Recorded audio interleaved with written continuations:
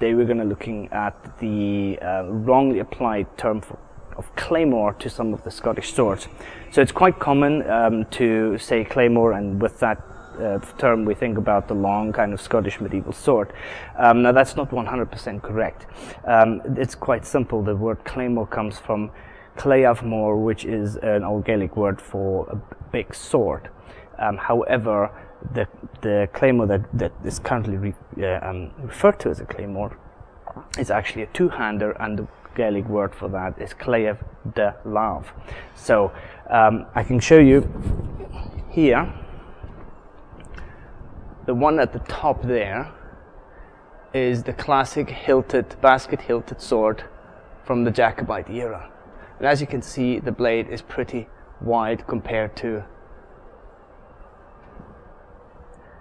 its counterparts, which were used mainly down south as well as on the continent. And that is the one that was originally called by the Gaelic the Claymore, which means big sword, because it was bigger. And also this one apparently has actually been filed down a bit, so it's actually smaller than it used to be. This is the sword which is classically associated with the Scottish long sword or big sword or claymore or so on, but it isn't. It is actually a Claymh de Lav. So if you can see the long handle, that is made for two-hand. So this is a two-hander. Now the reason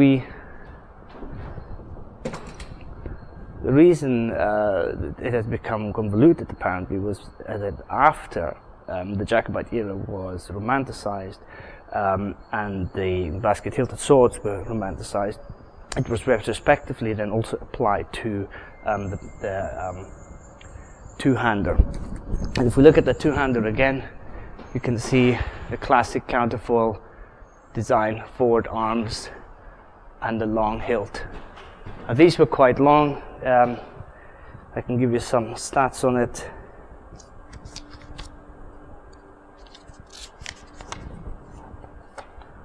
So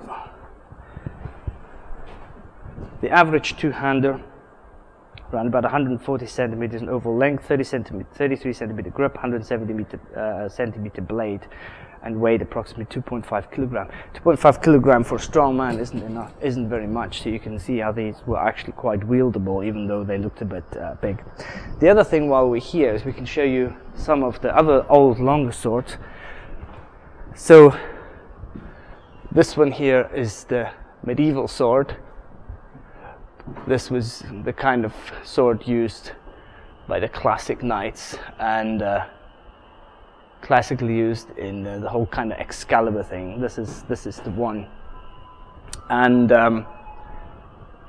it is believed that the two-hander was actually based on that sword, just longer. Now there's also been some rumors that these long swords, these really long two-handers here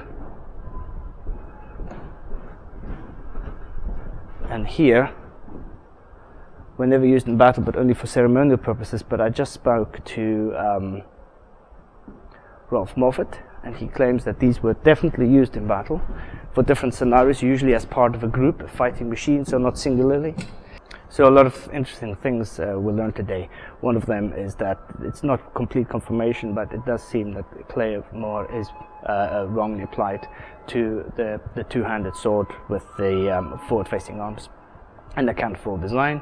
Also that the long swords were actually used in battle. We also got confirmation that a lot of these swords were actually made in Germany, and I can't see it here, but there is a nice inscription in German on this sword here, which says, Gott bewahrt die aufrechten Schotten.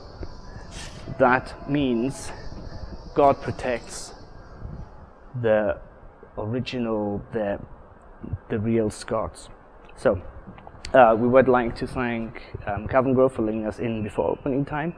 Like to thank Rolf Moffat, who's the curator, for giving me some time here and letting me film and giving me some more information. And that is history, please, about the Claymore. Thank you very much.